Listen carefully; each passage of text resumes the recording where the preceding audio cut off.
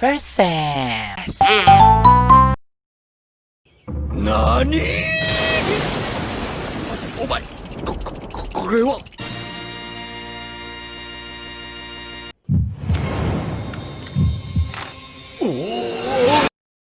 Good morning, good afternoon, and good evening. Let's now go to the sociological perspective in explaining crime, on why crime happens. So, there are two types of sociological explanation. Meron yung social structure and social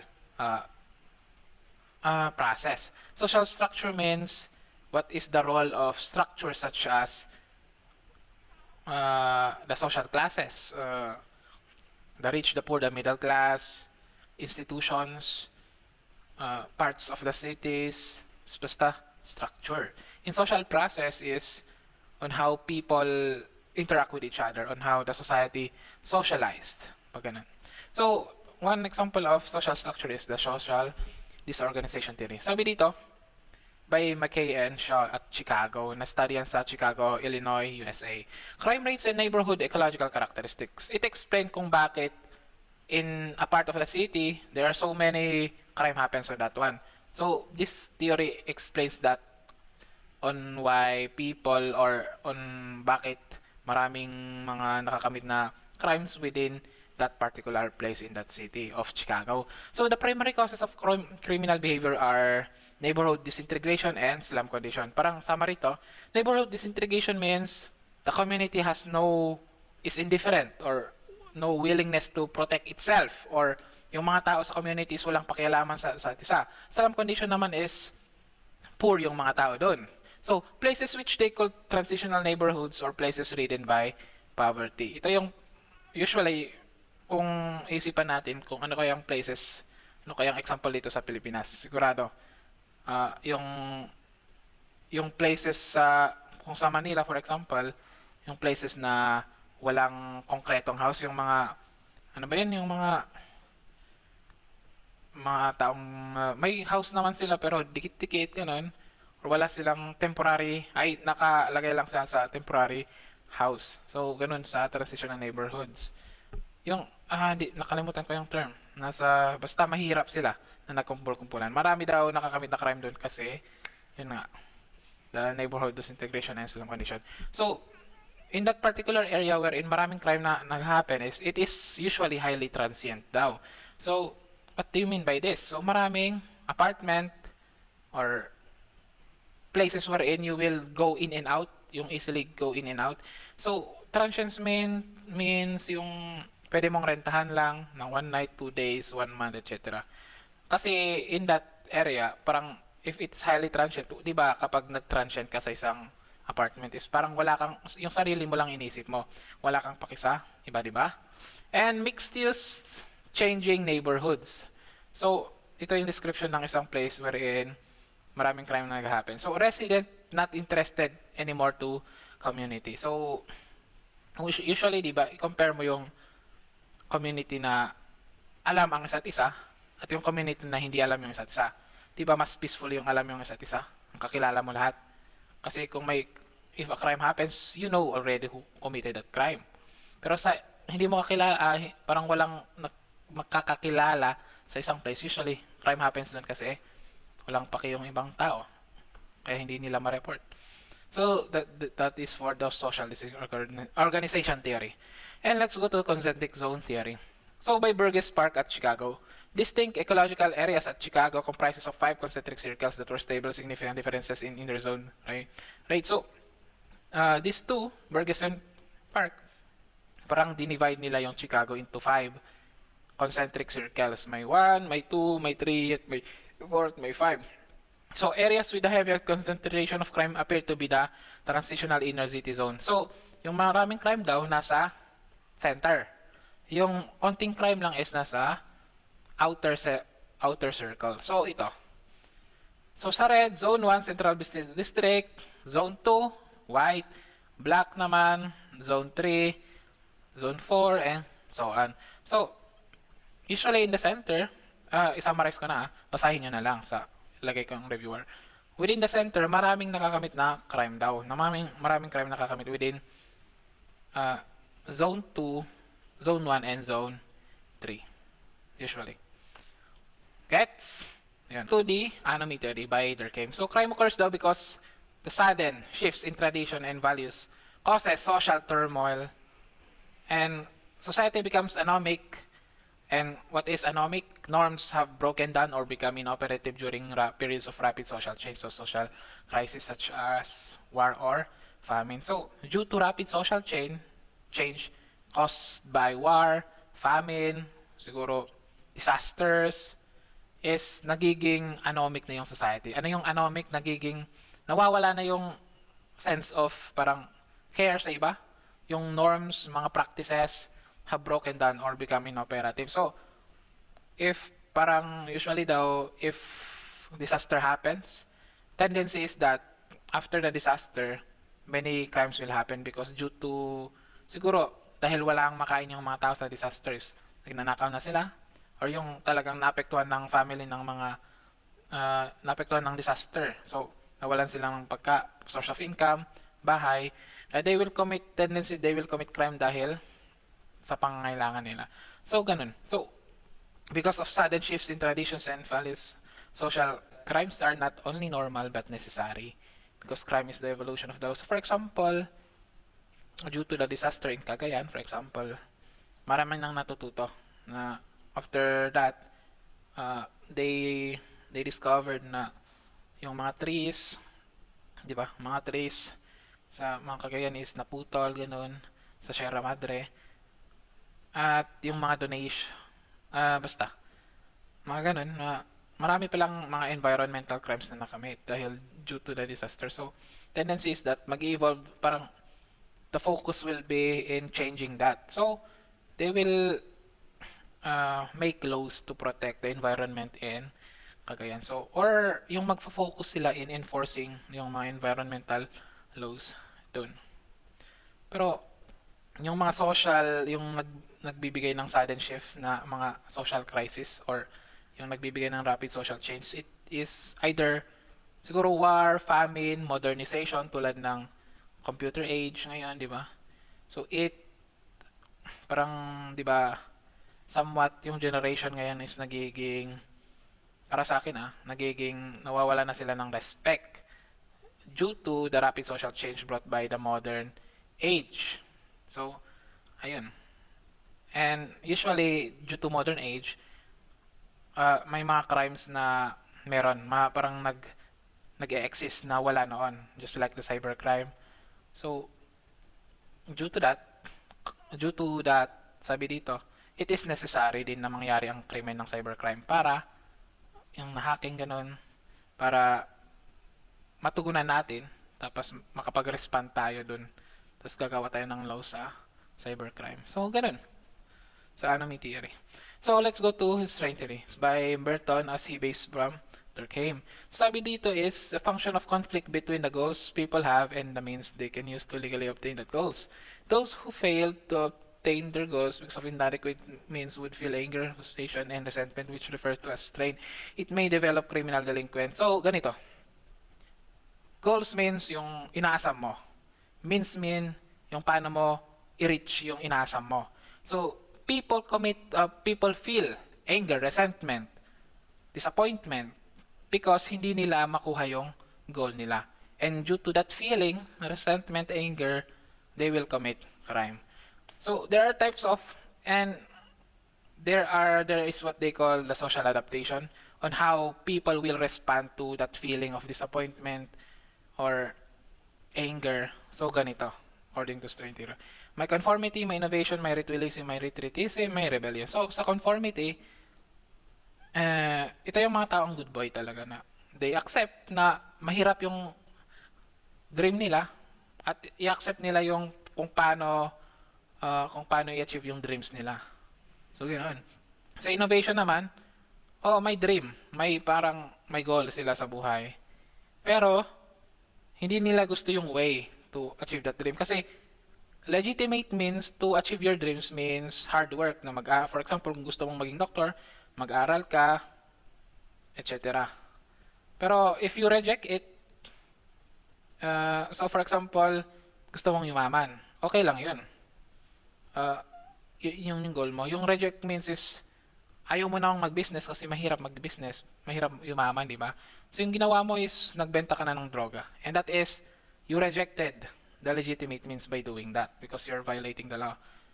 Gets? Sa ritualism naman, reject goals but have legitimate means of attaining them.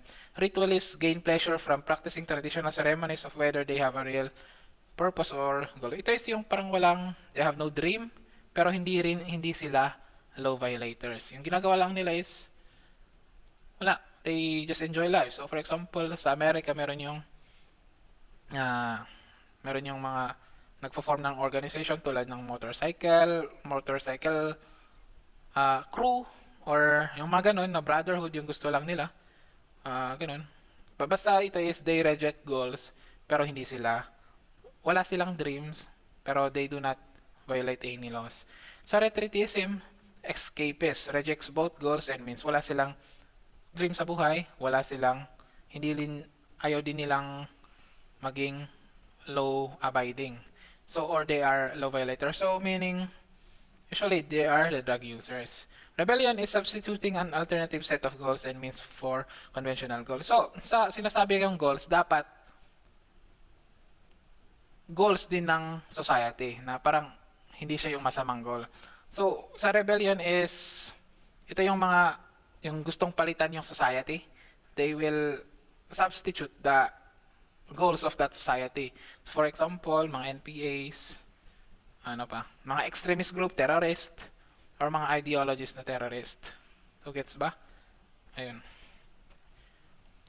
So relative deprivation theory by Blau, the sibling Blau, emphasized that a sharp division between rich and poor creates an atmosphere of envy and mistrust. So the poor doesn't trust the rich, the rich doesn't trust the poor envy, or parang alam mo yung envy, di ba? They envy the rich people. So criminal motivation is fueled by perceived humiliation and the perceived right to humiliate a victim in return. The lower class people might feel both deprived and embittered when they compare their life to the rich. Constant frustration is what they feel. So crime happens because of that. When the poor people is humiliated, or they feel humiliated by the presence of the rich, or may ginawa yung rich na in which the poor people is humiliated. So na-trigger yung poor, tapos dun na they will commit a crime. They feel deprived, they feel embittered, and yung tawag sa feel nila is constant frustration. So marami namang cases dito na dahil sa envy ng isang tao sa mayaman is ninanakawan, pinapatay yung mayaman, etc. Ganun. So let's now go to the general strain theory by Robert Agnew. Suggests that criminality is the direct result of negative affect states like anger, frustration, depression, disappointment because of strain. Individuals who feel stress and strain are more likely to commit crimes and offers more explanation of criminal activity among all elements of society rather than restricting his views to lower class crime. So due to that daw, kasi dito sa strain theory ni Merton, mostly is mga poor people yung nagko-commit ng crime, pero dito the general strain pati naman yung mayaman, wherein dahil hindi nila makamit yung gusto nila, they feel anger, frustration, depression, disappointment, and those who feel that way will likely to commit crime. So ano yung mga sources ng strain? Caused by the failure to achieve positively valued goals. For example, hindi ka pumasa ng board. So, sa strain caused by disjunction of expectation achievements, these are people who constantly compare themselves with people who achieve more. So for example, yung best friend mo nag-take kayo ng board, hindi parang nag-top yung friend mo, and syempre you will feel disappointed with yourself, you will feel the strain of disappointment, and etc. And maybe that will mag-iinuman kayo tapos sinuntok mo siya, parang ganun, etc. Basta if you feel that way, the strain or the anger, the stress is more likely that you will commit crime. Removal of positively valued stimuli. So for example is if namatayan ka ng parents mo, ganun, siblings, namatayan ka ng best friend mo, you will feel anger, diba? And you more likely commit will take revenge on the killer. So, ganun. Presentation of negative stimuli. So, for example, uh, may nagkaroon ka ng problem. For example, nalaman mo na may cancer ka or may cancer yung kapatid mo. Siyempre, you feel anger and etc. So, yun. It's general strain theory. Punta tayo sa cultural deviance theory. Social disorganization plus strain to explain people living in deteriorated neighborhoods react to social isolation and economic deprivation. Lower class people create independent subculture within its own set of rules and values due to frustrating, dispiriting experiences. Clashing of the subculture, rules, and regulation with the conventional.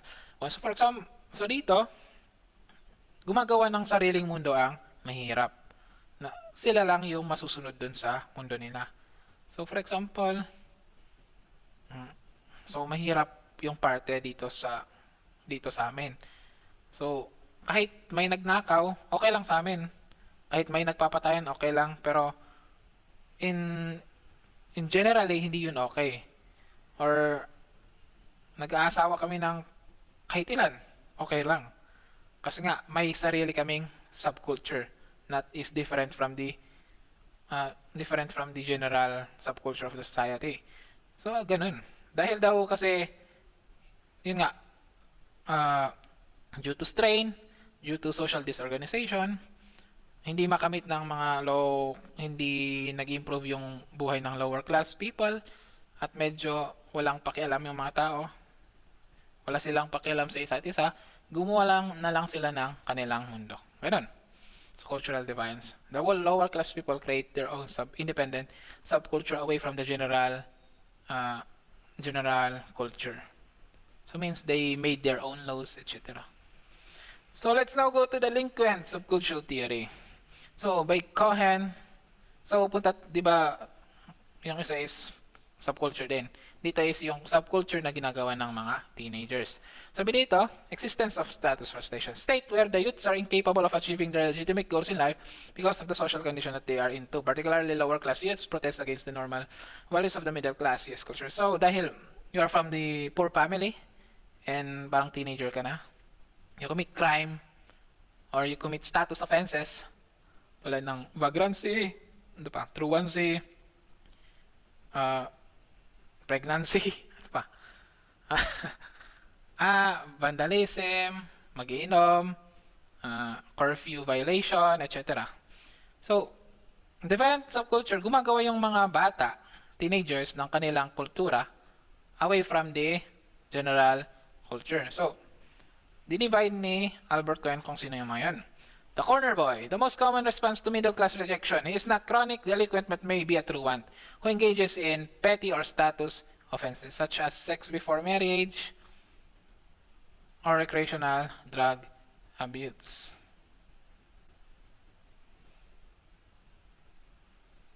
So, truancy, for example, is who don't go to school. So, these poor teenagers, due to middle class rejection daw, hindi naman sila palaging nakakamit ng crime, pero they sometimes violate the curfew, they engages in early sex marriage, before marriage, ganun, or they may be a drug user. So, usually ganun daw. College boy embraces the culture and the values of the middle class and he actively strives to be successful by those standards. These are rare people. So, these poor teenagers, pero rare sila, kahit mahirap yung goal or yung dream, kahit mahirap yung way, mahirap mag-aral, parang saan ka kukuha, ganun, they still find jobs, maybe 2 or 3 or 4 jobs in order for them to makapagtapos ng pag-aaral. So, they are very rare. So, delinquent boy naman adopts the sets of norms and principles in direct opposition to middle class value. He strives for independence and that nobody can control his behavior. He may join gang and willingness to take risks and violate na. No, ito na yung medyo delikado. Delikado na to. Wherein, wala siya lang paki sa laws and regulation. Hindi gaya sa corner boy. At least, sa corner boy is yung konti lang na crime. No? Tulad ng curfew lang. Yun lang yung binaviolate nila or umiinom lang sila. Pero dito is a delinquent boy, ito na yung parang criminal na. Wala silang paki sa mga police, ganun. They may join gang, willingness to take risk, and violate the law. So, ganun. Let's now go to differential opportunity theory by Cloward and Olin. Pares din. Strain plus disorganization principle into a portrayal of a gang sustaining criminal subculture. State that people in all strata of society share the same success goals, but those in the lower class have limited means of achieving them. People who perceive themselves as failures with conventional society will seek alternative, innovate way to gain success. So, ini-include na ni Cloward and Olin, hindi lang sa mga youth, kundi lahat na ng age group. So, due to they don't parang mahirapan silang ma-achieve yung dreams nila or yung mga goals nila or kahit yung etc. ng goals is they make their own parang organization or they seek ways to para ma-feel nila yung success. So, one example is they will create a criminal gang para yumaman, drug distribution, drug pushing, etc. Conflict gangs naman, members of these are tough adolescents who fight weapons to win respect from rivals and engage. So conflict gangs, ito yung mga gangs wherein nakikipag-away sa ibang gang to appear cool. So, ganun. Usually teenagers mga yan. Retreatist gangs, try to be criminal or violent but too weak or scared to be accepted. Ito yung medyo mga nerds ata ng mga tao wherein they can't be criminal, they can't be violent because they don't have the balls, they don't have the capacity to do that. So, siguro mag-drugs lang na lang mga to or magko-computer dyan, etc. Ganon, differential opportunity to see. And that's all. And I will continue the discussion next video. Thank you and have a nice day.